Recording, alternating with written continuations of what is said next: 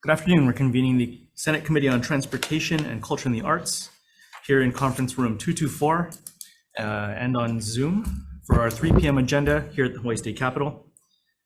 For folks who are joining us this afternoon, if you haven't yet, please make sure you have written testimony submitted.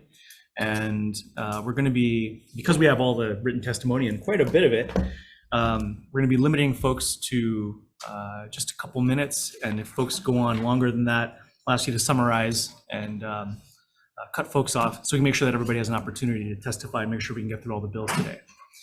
That said, in the event that we are cut off because of technical issues on Zoom, we'll be reconvening the rest of our agenda at that point at our next regularly scheduled hearing, which will be this Thursday at 3 p.m. here in this room. So that said, up first is Senate Bill 2889 relating to excessive noise, which amends the appropriation for FY 24-25 for the Noise Traffic Pilot Program for the Department of Transportation. And testifying first on 2889 is Kapalama Neighborhood Security Watch, Ms. Young, with comments. That's all the testimony we have on this measure. Is there anyone else here wishing to testify? Good afternoon. Well, Chair, Vice Chair, members, it's different with Hawaii DOT. DOT supports this measure. However, we see, based on the appropriations that we got last year, we have sufficient funding for this initiative. That being said, when we were looking through the legislation and working with the prosecutors and AGs, we found some issues on the allowance for enforcement. And we'd love to be able to work with the introducer to add some language in there that will allow us to enforce while we do this pilot. We could add in the language and hopefully hear this again. Thanks very much. Is there anyone else wishing to testify in this measure this afternoon? Up next is Mark Tom. No, I'm just kidding.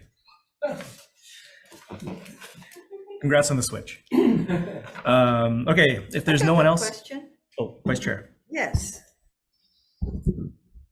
So, the bill says relating to excessive noise, and it says highway fund, but noise for everything? Like noise that residents find because of the highways around, or what?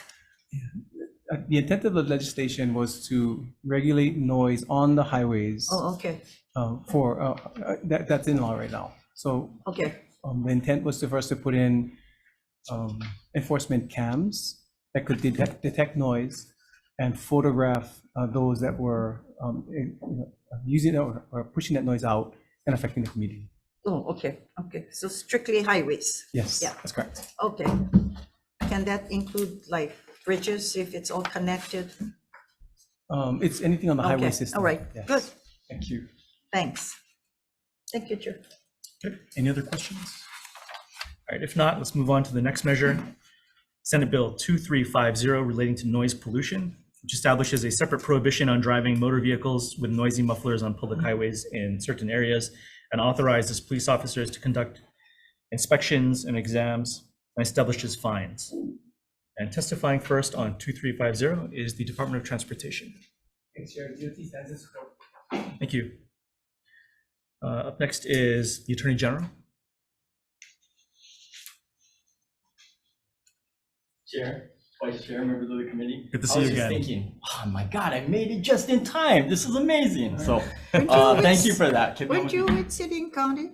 I am. I'm with the Attorney Generals right now. Okay. Okay. Okay. Okay. So testifying on behalf of the Department of the Attorney General, Okay. Deputy Attorney General Mark. Welcome. Thank you. Thank you, Senator. Okay, I'm trying to figure out where I am now. Yeah. All right, let's do this. Deputy Attorney General Mark Town for the department. Department just expresses concerns, has some comments regarding Senate Bill 2350. Specifically, I think most important is just pointing out to the Fourth Amendment issue. This bill, as it's written, kind of allows for search, but the owner is not able to oppose that search. So department would at least bring to the committee's concern that there is a Fourth Amendment issue that might be in this bill regarding that section. So removal would be preferable at this time. although we have amendments in here regarding the penalty sections and maybe just having enhancers in the penalty section, this is an infraction. So it might not cover everything that the committee wishes it for it to do, but working within the confines of our HRS, this might be a plan of at least enhancing penalties when there's repeat offenses for mufflers. So I will stand on the rest of our testimony and will be here for any questions. Thank you. Thank you. Testifying next, still on 2350, is HPD. In support, Mopeds Direct. And then a number of individuals. And up next in person, we have Manabo Sato. Good afternoon. Good afternoon, Senator Lee, Senator Inouye, Good afternoon. everybody. My name is Manabu Sato. I'm a safety inspector for Moped Doctors and founder and manager for them, and I've been with them for since 2014. Our view is that our safety inspection program was created in order to catch people like this so that the whole question of excessively loud mopeds could be brought under control to some degree as a first line of defense. It is our belief that we should oppose this bill simply because we believe that there are existing laws already, which possibly with the cooperation of HPD and other law enforcement in terms of enforcing currently existing laws would help bring down the problem of excessive moped noises. And there are other technical issues which can create excessive noise beyond just mufflers. One of them, which is open carburetors and things, which we constantly fail in safeties. People like that cannot pass safety. So we make sure that all mopeds that enter the roads are quiet within a certain zone as standardized by city and county and the State Department of Transportation. Our position is we oppose it simply because we believe that existing laws are enough. And quite frankly, if HPD had been able to launch a blitz on all these outlaw mopeds in the years before, we might not even have needed a safety inspection system. And I believe that as long as HPD does its job and pushes back against these outlaw mopeds, we will have a quieter environment with existing laws. And another thing is that you want to think about is that there's a new level of these modified electric bikes and stuff coming out, but that's a whole different story. Thank you very much for your time. Thank you. That's all the testimony we have signed up today. Is there anyone else here in the room wishing to testify in this measure? If not, are there any questions? Can I ask, is his name Joe? Who's this here? Mr. Sato. Mr. Sato, can you come up? I have a question for you. Yeah. Okay, but you did say there's already existing laws. There should be existing laws Okay, out there. Is that law, are those laws pertaining as well to the counties? Well, Or only Honolulu? Because this from- bill only addresses city and county. I understand that, Honolulu but because of the population. yeah, I understand that. But the majority of mopeds are, because they're short range vehicles, are run in Honolulu. So there is like a focus on the local area. From what I understand, HPD has been able to pull over excessively loud mopeds if it's in the police officer's opinion that it is violating noise ordinances. Okay, another thing I was gonna ask you, why isn't it on the neighbor islands as well? We got lots of moped riders on Big Island. There are a lot of So, but moped you're riders on saying the a neighborhood. certain type of moped Well, is a majority here? How do we know? Honolulu has most of the mopeds. And Okay. the Big Island, there are scooters and bikes out there. I'm not 100% familiar with the Big Island because I don't know the moped scene out there, but I do know that they tend to focus on larger volume, larger capacity engine ones, which are not considered mopeds because Okay. the sheer mass of the Big Island doesn't make it practical for people to have 50cc mopeds, which is the class of category we're talking about. Okay, Yeah. all right. But then the existing law already pertains to all counties. Well, from what I understand, And maybe. that may be true about Kauai and the other places, but from what I understand, also 90% of the mopeds are on Oahu Okay. and Hawaii and Honolulu. So if it only pertains to city and county of Honolulu, it still covers the majority of mopeds in this state. Okay, all right, thank you so Any other much. questions? Thank you very much, Senator. Thank you. Any further questions? All right, if not, let's go on to the next measure, SB 3021, which is relating to transportation, which expands the scope, renames and expands the scope of the electric bicycle and electric moped rebate program. And testifying first, again, is Department of Transportation. Thank you, Chair. DOT stands in support with some recommended changes. Thank you. Up next is the Hawaii State Energy Office. Good afternoon. Thank you. The State of Hawaii Climate Commission in support, Oahu Metropolitan Planning Organization in support, 350 Hawaii in support, Blue Planet Foundation. Chair, Vice Chair, members of the committee, Jody Robinson will stand on our testimony in support. Thank you. Thank you. Hawaii Bicycling League in support, Moped Doctors.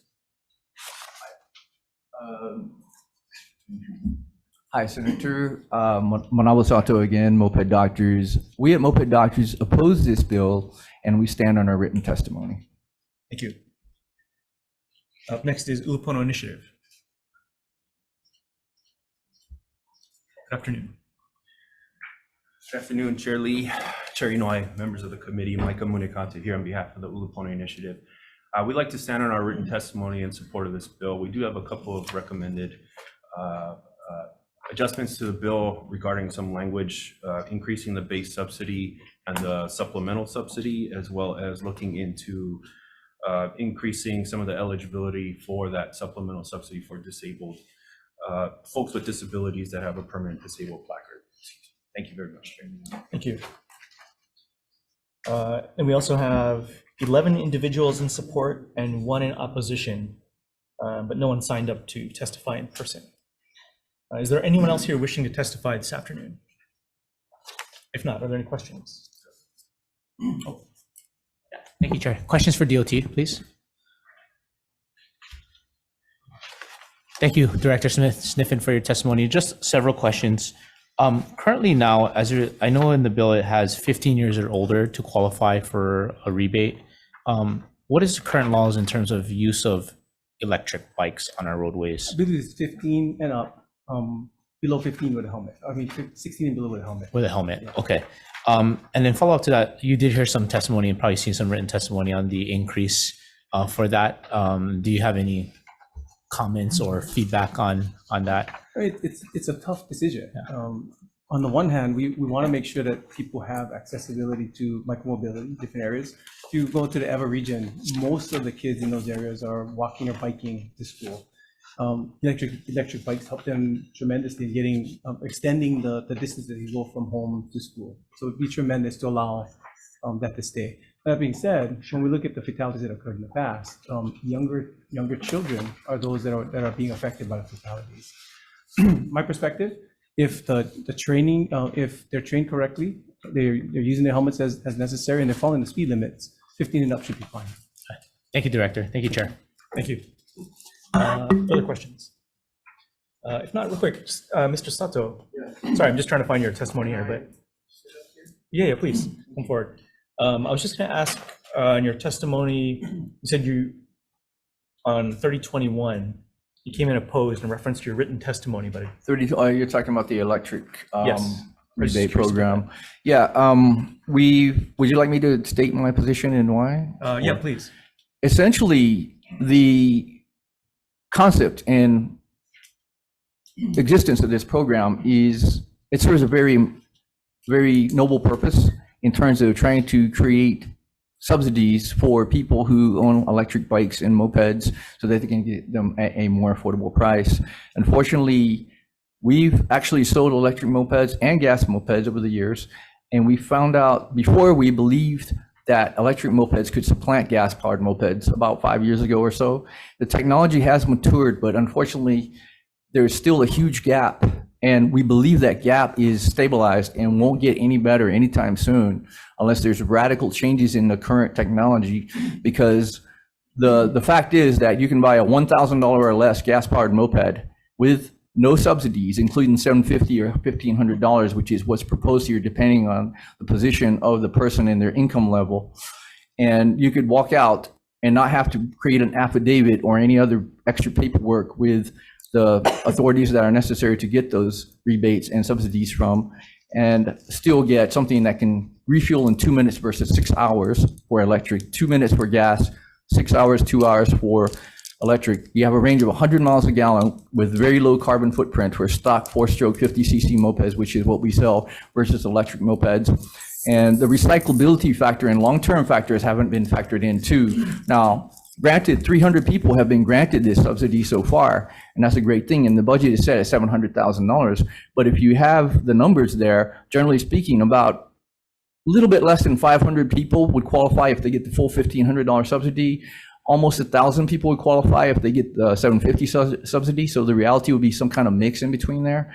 However, what's going to happen is that we sell about the Hawaii moped dealers in general sell about 2,000 low-powered gas-powered mopeds every year, where people are automatically, by replacing 2,000 cars, we're taking that much more wear and tear off the streets, that much more carbon emissions off the road, just because a gas-powered moped with 100 miles a gallon can get better coverage and range than a hybrid electric gas car. Also, the other things that haven't been covered. Sorry, before getting too much further into it.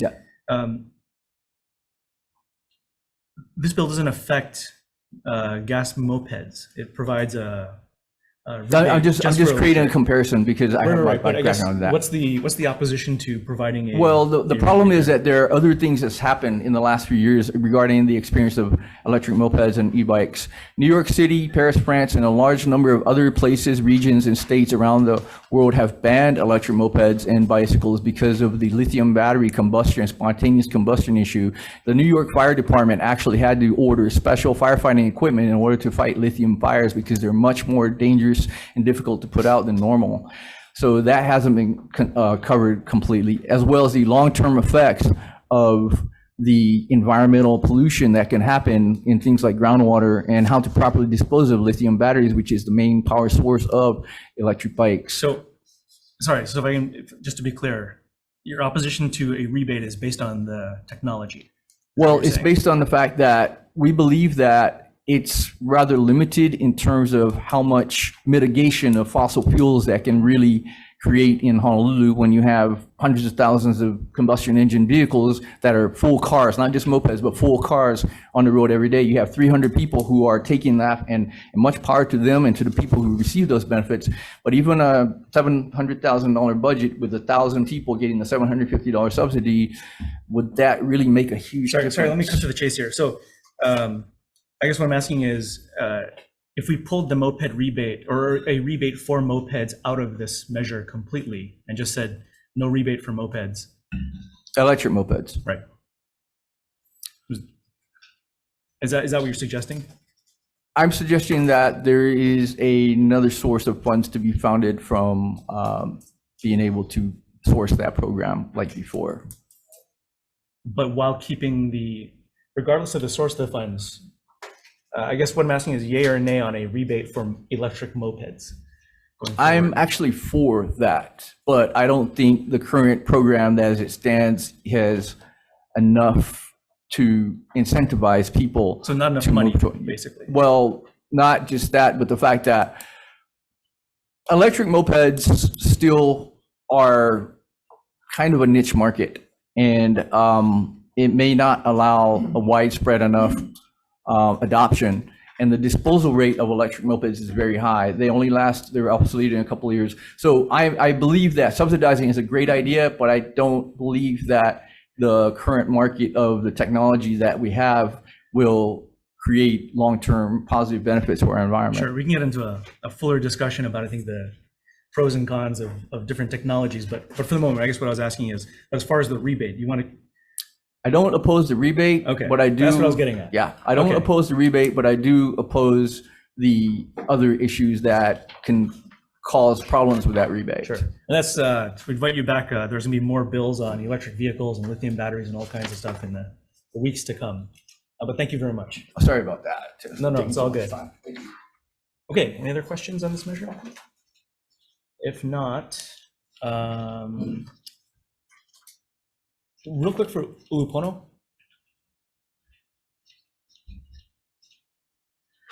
Just on the level of rebate, in your testimony, you guys had referenced other places that are doing the same thing. The current bill was drafted at, I think it was $750 and $1,500, but then there have been suggestions to go higher than that.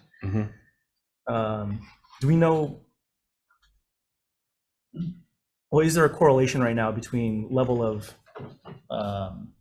rebate available and adoption rate or anything like that? Based on some of the items that we identified in our testimony, it was kind of looking at really the Denver program and the Atlanta program to really find ways in which adoption is really, the momentum has been built over time. So we do think that, you know, one of the major barriers is that initial cost. So seeing that we really do appreciate that this program is a point of purchase or point of sale transaction, meaning you won't, you know, have that burden off the top. You can actually count on this right at when you're making that purchase. And when you're addressing some of the dollar amounts when you're making that purchase, it could definitely help with more adoption rates. So that's what we're kind of going off of, some of the stuff that was done in Atlanta and Denver in particular. Thank you. Can you, do you have an idea what it costs for the electric moped? So in our testimony, we did sort of a skim of e-bike prices across Oahu, for example, and we did see that some are within about the $2,000 range. So it is sort of our own market analysis that we're just looking at what some of those prices might be. Obviously, there's some differentiation in the models of e-bikes that are out there. Obviously, cargo bikes being a little bit more expensive than, say, something you might be able to, I think we've all seen that one in Costco, for example, that's about like $400 or $500. So different types of models, obviously different uses. But yeah, there is a bit of a range there. Okay, thank you. Thank you, Chair. Okay. All right. Thank you. Let's move on to the next measure, SB 2892, relating to mopeds, which establishes a fee on the sale of gas mopeds and creates or puts the money into the electric moped special fund. And testifying first on SB 2892 is DOT. Thank you. Up next is Hawaii State Energy Office. Thank you. Next is Blue Planet Foundation. Thank you. Additional testimony from Climate Protectors Hawaii in support, Hawaiian Style Rentals and Sales in opposition. Is JP Power Sports here? Oh, please come forward. Good afternoon. Hi, my name is Mike Rosenman. I'm with JP Power Sports, dealer license number 1071, motor vehicle dealer license number. So I feel I have to clarify something here because I think there is a little confusion between electric bicycles and electric mopeds.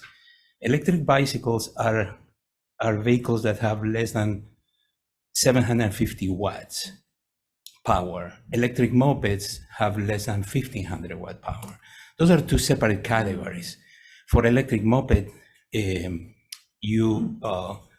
need to do the safety test. I mean, we need to provide certain services that are not required by electric bicycles.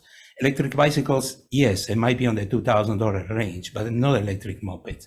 So electric mopeds are more in the $3,000 to $4,000 range, and that's why I'm here. So JP Power Sports, we sell gas and electric mopeds and motorcycles to the local community.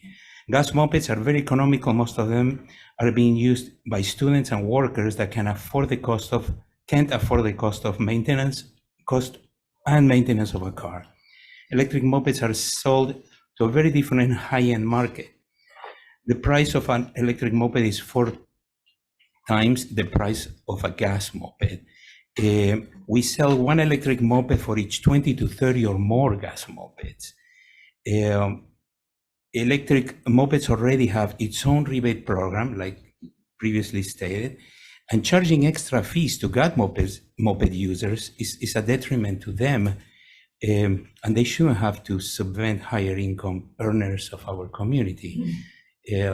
So what I'm trying to say is there are two separate markets, and taking from the gas mopeds, I mean, adding them more fees, it's not really something that most of these people who are students and workers can afford, more than what they're already paying for it, plus the registration and safety test.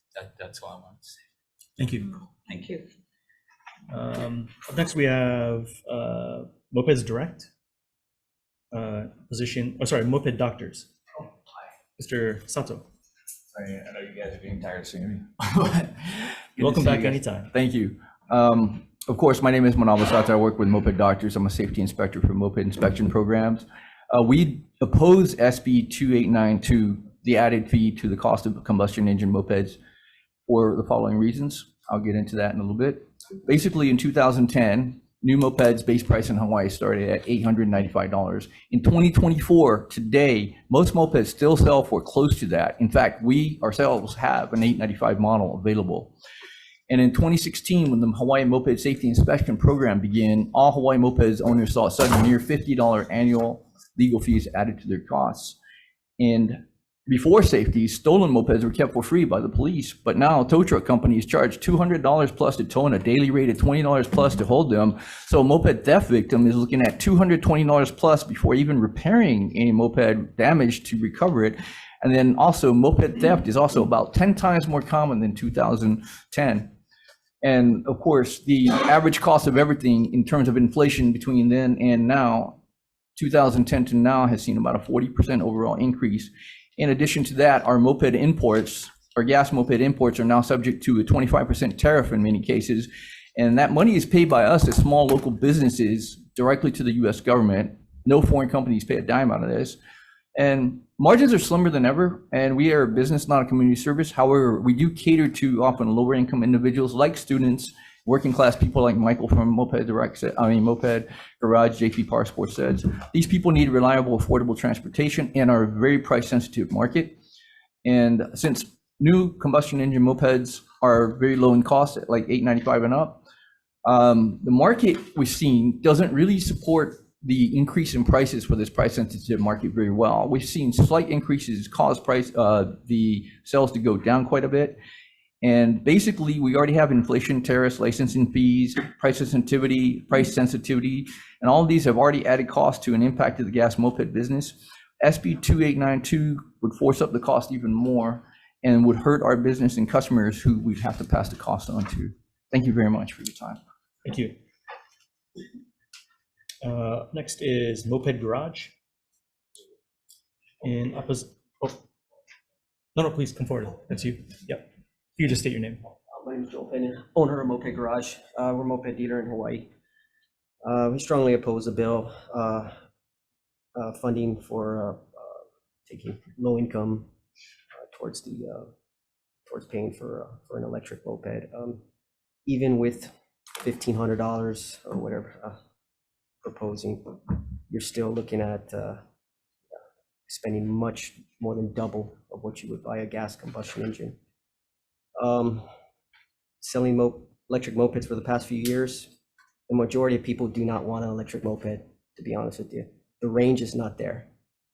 So passing a bill, I mean, it'd be nice, maybe in 10 years, battery technology gets better. Yeah, we can be good, but right now it's just, the majority of our customers just prefer combustion engine to get around as far as range. So, and the cost is the main thing. I personally ride an electric moped, and yeah, it's very limited to what I can do.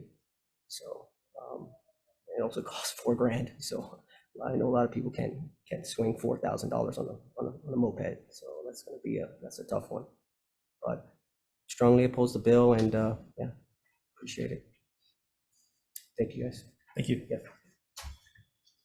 Up next, we have Tax Foundation online. Good afternoon.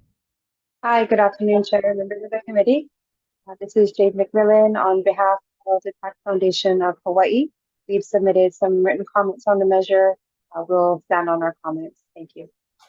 Thank you. We have additional testimony from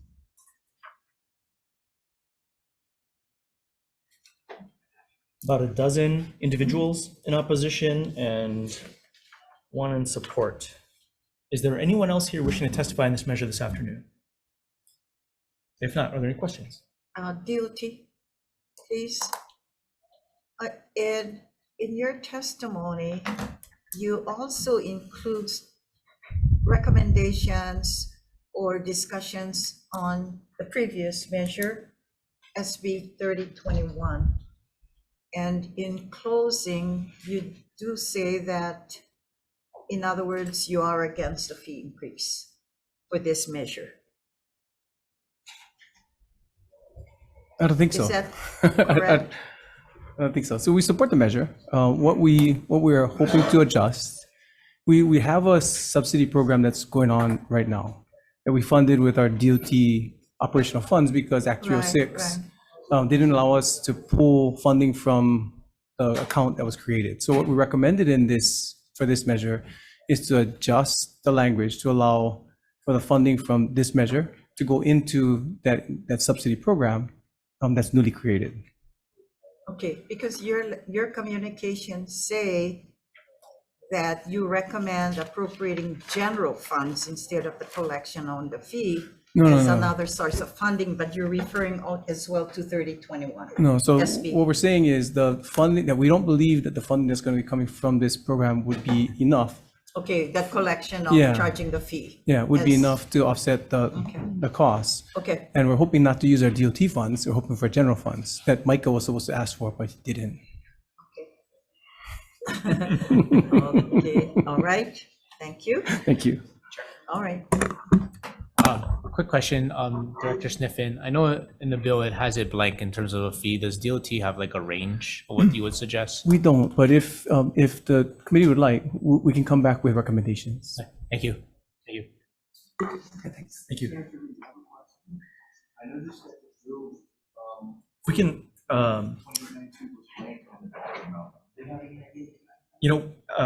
for the nature of the hearing, if we can follow up afterward. Sure. So we have a tight agenda and typically we try to get through that. Sorry. No worries. So hang around after. Happy to chat. Okay. That was 2892. Up next is SB 2201 relating Excuse me, to Chair. number plates. Just for the record and for transparency, you said you work on a fee recommendation, but I would hope that you would let the chair know as soon as possible, because I wouldn't want to vote on a measure if I don't know what the fee is going to be collected, because there's opposition to this measure. Okay, thanks. Yeah, we'll follow up for sure. Okay, SB 2201 relating to number plates, which requires license plates to include okinas and authorizes the use of uppercase and lowercase letters. We're getting wild here. Or initial capital letters in motor vehicle license plates.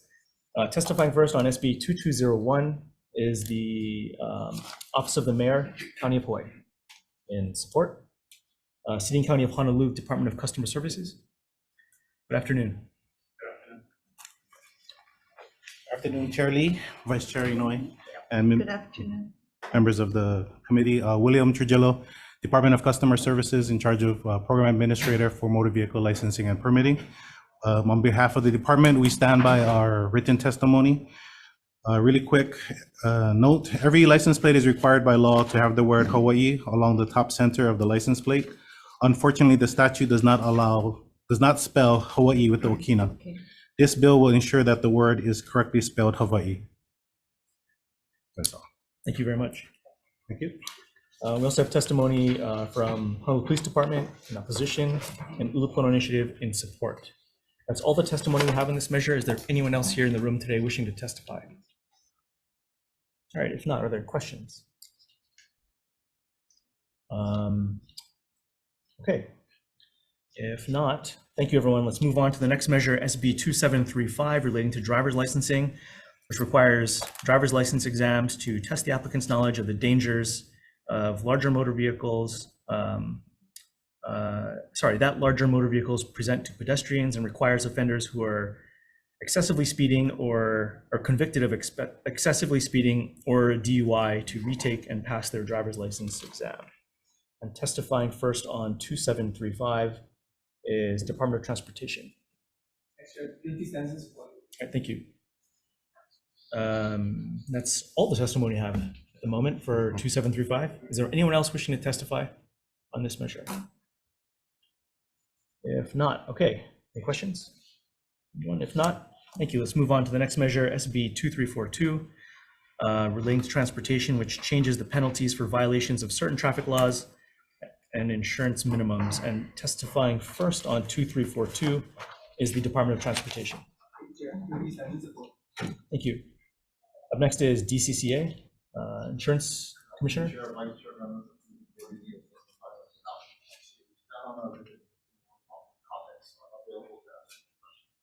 Thank you.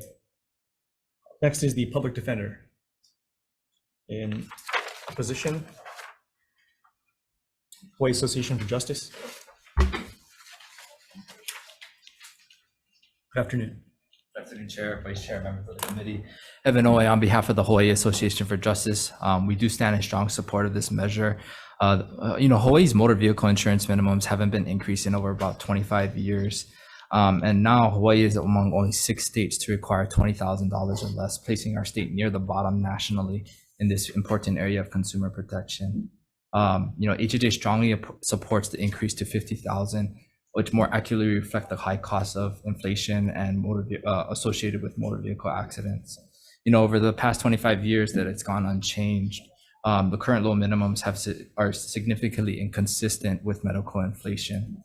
For example, medical bills for accidents of moderate severity often exceed above $50,000, leaving our residents insufficiently protected. Thus, substantial increase in consumer protection by raising the minimums far outweighs the minimal premium cost increases associated with it. So, ultimately, we believe driving is a privilege, and the accident victims currently pay the price for Hawaii's unreasonably low minimum policies at this time. So, under this measure, consumers will have greater protection, and the state will pull itself up from the bottom nationally in this important area. So we greatly appreciate the time to testify, and we'll be available for any questions if you have them. Thank you so much. Thank you. Up next is the Hawaii Insurers Council. Good afternoon. Good afternoon. Chair Lee, Vice Chair Inouye, Senators Kanuha and Elefante. I'm Michael Nafrietti, representing HIC. I'm also a credentialed actuary. We submitted comments in the bill, and just to sort of make clear, it's a very difficult decision whether we increase minimum limits. The people who are buying minimum limits policies tend to be on the lower socioeconomic strata, and increasing their premiums makes it very difficult for them. And one of our biggest concern is, will that increase the proportion of uninsured drivers on our roads? And that is a pretty strong likelihood, we think, especially with the change in premium. I think it's been cited in DCCA's testimony as well as our own testimony. At this time, rates for auto insurance are going up countrywide. The big reason for that is all the new safety features, which theoretically should reduce the claims frequency. Really haven't quite done that yet, but when there are accidents, they are very expensive to repair, because a bumper is going to cost several $1,000s now with computer chips in it, sensors, cameras, and everything else. So those are our comments, and I'm available for any questions. Thank you. Thank you. Testifying next is State Farm.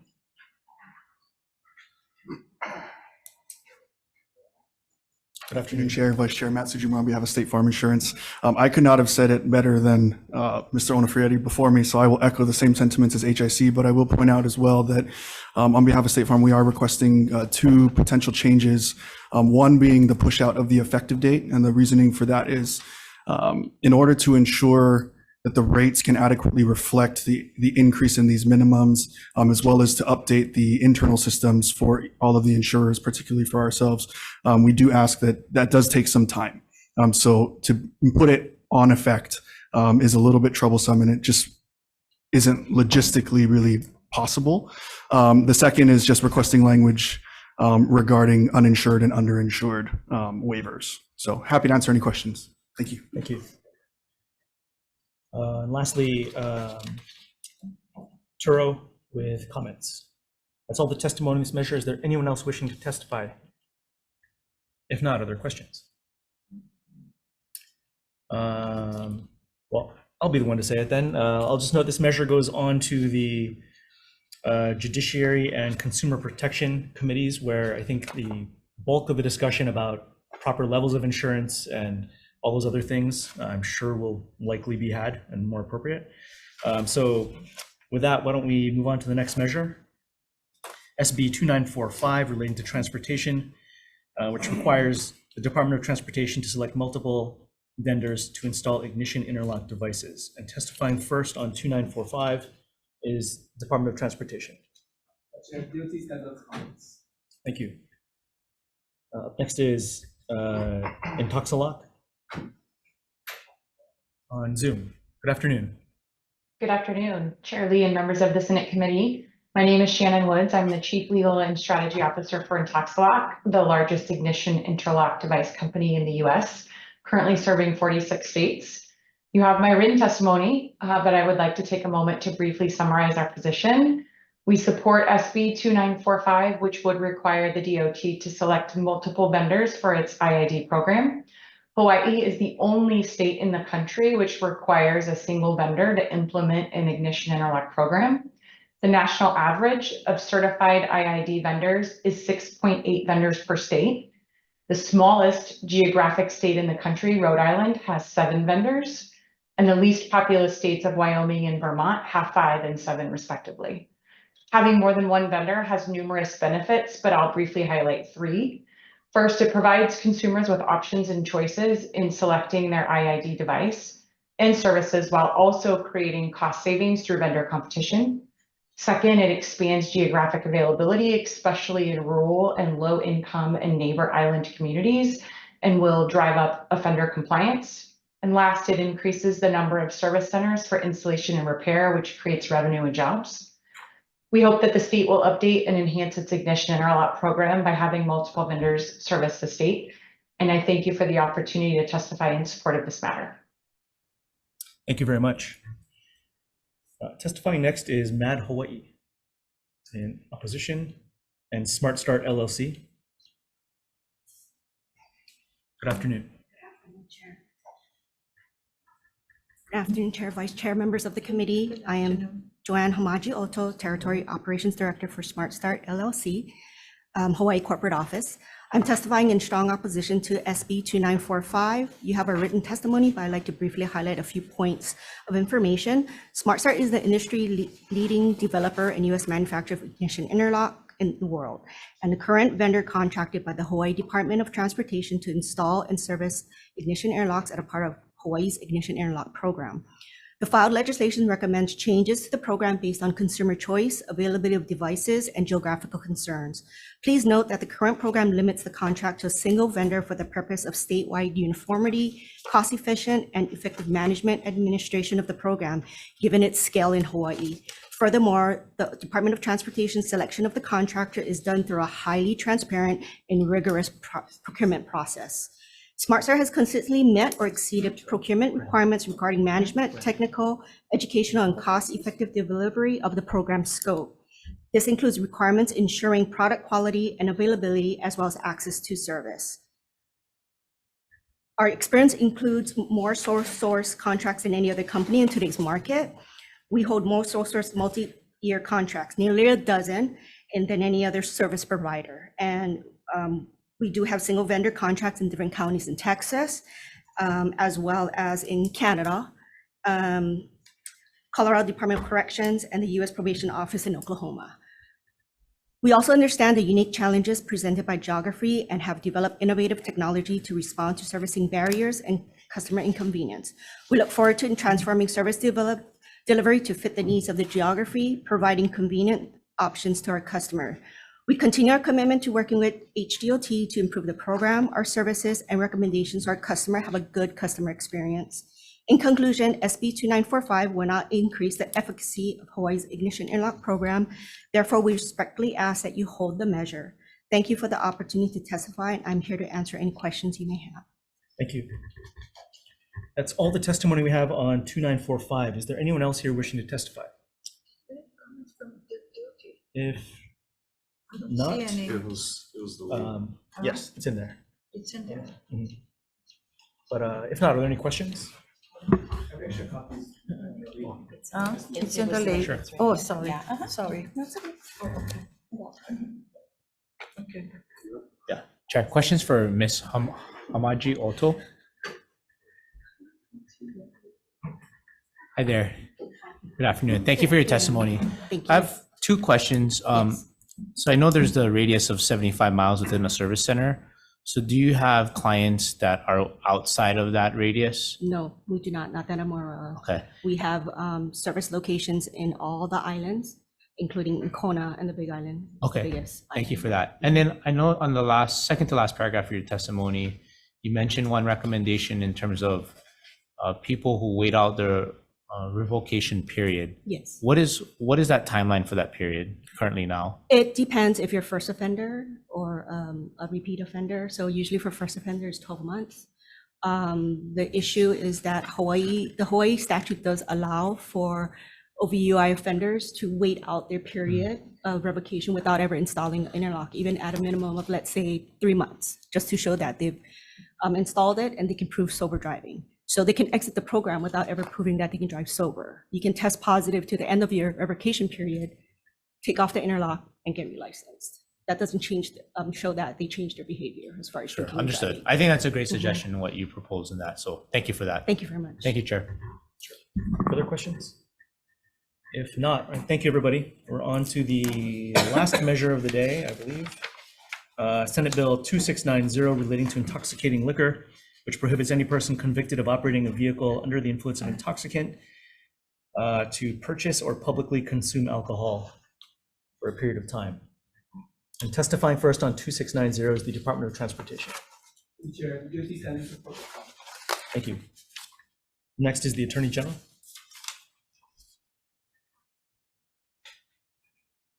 Chair, Vice Chair, members of the committee, Deputy Attorney General Mark Tom for the department. Department submits comments on Senate Bill 2690.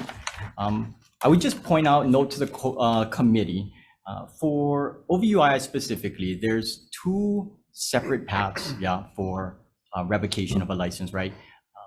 There's a civil type of path, and that's through the Administrative Driver's License Revocation Office. That's in our testimony, ADLRO. And that occurs very immediately after the DUI arrest occurs. So they kind of run concurrently with the criminal offense. And if the ADLRO, that process ends with no revocation by that office, on the criminal side, if the courts, if a conviction is entered, the courts can then shall impose a suspension, revocation of the license as well. So that's really important, just because the ADLRO process can start, meaning the revocation can start at different times depending on when you got revoked, whether you got revoked by the ADLRO or you got revoked by the court upon a conviction. And that kind of just allows the committee to at least make a little sense of what the testimony kind of infers. There's language in the bill that just needs some tweaking to indicate when it's, in page 12, lines 16 to 18, just specifically, I'll note just one instance where it says at the end, the probation period commencing on the date of conviction, right? Although true, it is on the conviction, it also could be upon the ADLRO revocation. So it's just something for the committee to know. Might have to go through and find all those sections that refer to just a conviction or just the ADLRO revocation and make sure they're consistent. So the revocation periods are, they're in place appropriately on where they come from. Specifically, as I was reading that section, probation period, for OVUI's 291 E61, there is no probation allowed right in OVUI. So just tweaking the term, maybe not using probationary period, but maybe period or revocation period, something to make it more consistent with the HRS would be preferable. And in terms of the restrictions on the license, I know other agencies have expressed concerns on that. Department of Attorney General would express concerns as well, just because when an individual is revoked, the license is taken away. So there's no way for them to put that on the license. They would have to submit another license as well. There's also issues of using maybe passports, which are federal documents, might not be able to mark those. So there are some issues. Department is more than willing to work with the committee on working through some of these issues. We will be here for any questions. Thank you. Thank you. Testifying next is Honolulu Police Department in support and comments from MAD. That's all the testimony we have. Is there anyone else here wishing to testify? All right, if not, are there any questions? Attorney General. You know, this is a big bill. And I mean, I'm sure you digested through all the paragraphs as you indicated, but I thought that we had all the DUI laws and the revocation of license already in place in the counties. So I thought, is this something new?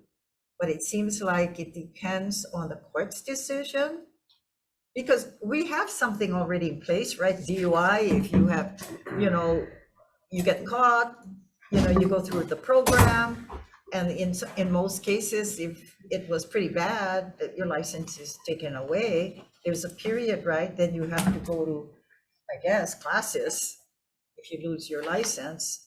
So I'm kind of interested that I thought the laws were pretty clear, but it's not.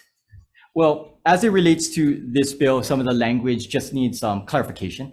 Okay. But there is very strict, there are HRS sections that apply to the Administrative Driver's License Revocation Office and all the processes and procedures that they go through.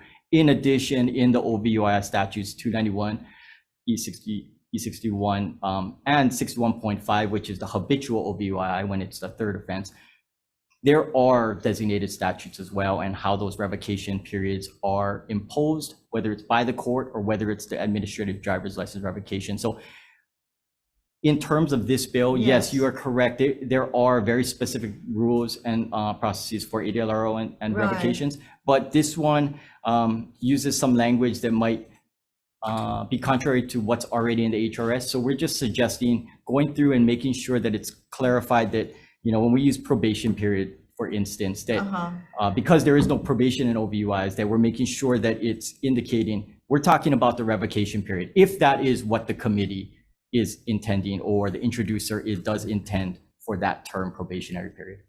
Okay. All Does right. that help? I apologize. No Senator. problem. That's okay, because the bill goes to judiciary after. So it depends what comes out of this committee. Thank you. Thank you anyway. Thank you, I Senator. thought we had everything pretty much set already with DUIs, but apparently we still need to make some changes over time. Thank you. Okay, Thank you, Senator. thanks. Okay, further questions? If not, all right, thank you, everybody. That's the end of our agenda for today. So we are taking good time. We're going to take a quick recess, and then we'll go into decision making. Recess.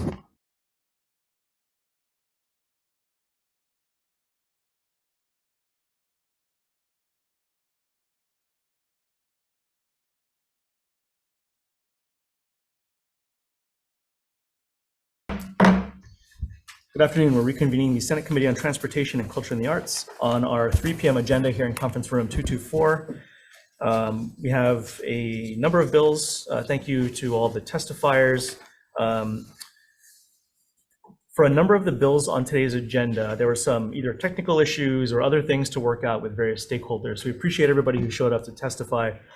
Want to take a few days to try and work with folks to sort out the language or see what other things need to be addressed. So for a handful of bills, we're going to be deferring decision-making until Tuesday, February 6th. That's next week, Tuesday, at 3:05 p.m. here in this room.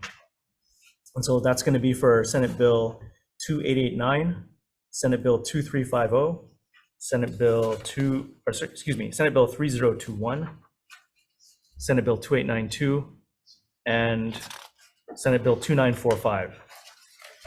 So all of those will be deferred for decision-making until next Tuesday. So that takes us to Senate Bill 2201 relating to number plates. This is the license plate bill. I want to recommend moving this forward, but with amendments. So appreciate the counties reaching out. I'll note this goes on to the Ways and Means Committee. But we just want to address in the written testimony, Upono's recommendation, which was about EV license plates. So in order to help those folks out as well, there's an existing conservation license plate which is yet to be, I guess, deployed by the state or the counties. So we just want to add in language that would also say that will be available to electric vehicles with all the existing benefits and restrictions that come with a traditional EV plate. That way, there's something for those vehicles as well. And then the counties can also move forward their Okina. So with that, any questions or comments on that measure?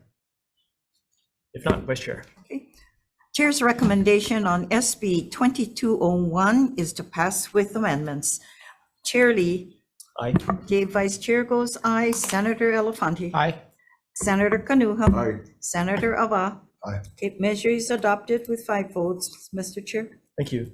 Moving on to the next measure, Senate Bill 2735 relating to driver's licensing. This is about making sure that folks are aware of additional dangers, and for those with DUIs, they got to retake their actual driver's license rather than just getting it back automatically.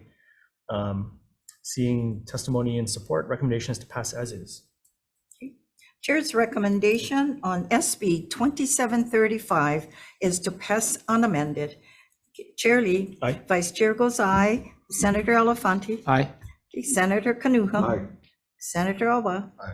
Okay, measure is adopted with 5 votes. Thank you. Next, Senate Bill 2342 relating to transportation, which changes the penalties for violations of traffic laws and addresses insurance minimums. Appreciate the discussion on this. As I'd mentioned at the time, the Consumer Protection and Judiciary Committees are the best forum for the discussion about what insurance levels are appropriate and so forth.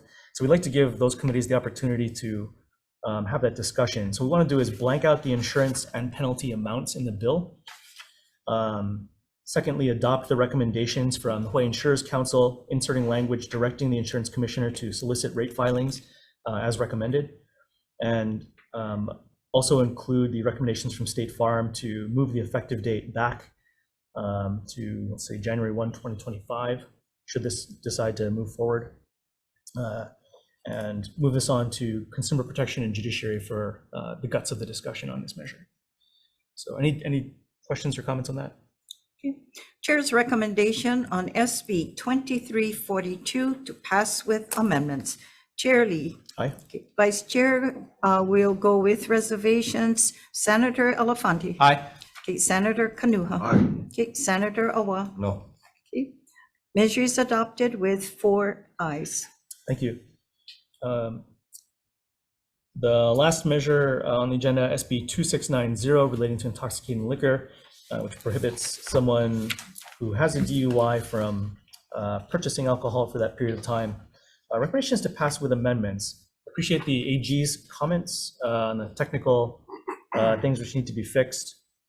So I want to recommend moving this forward to the Consumer Protection and Judiciary Committees so they can have that discussion as well, but adopting the clarifying AG amendments, which are technical in nature, but ultimately not changing the overall intent or purpose of the bill, and then adding in a defective date of January 1, 2050. So any questions or comments on that? Okay. Chair's recommendation on SB 2690 is to pass with amendments. Chair Lee. Aye. Okay. Vice Chair goes aye. Senator Elefante. Aye. Senator Kanuha. Aye. Okay. Senator Awa. Aye.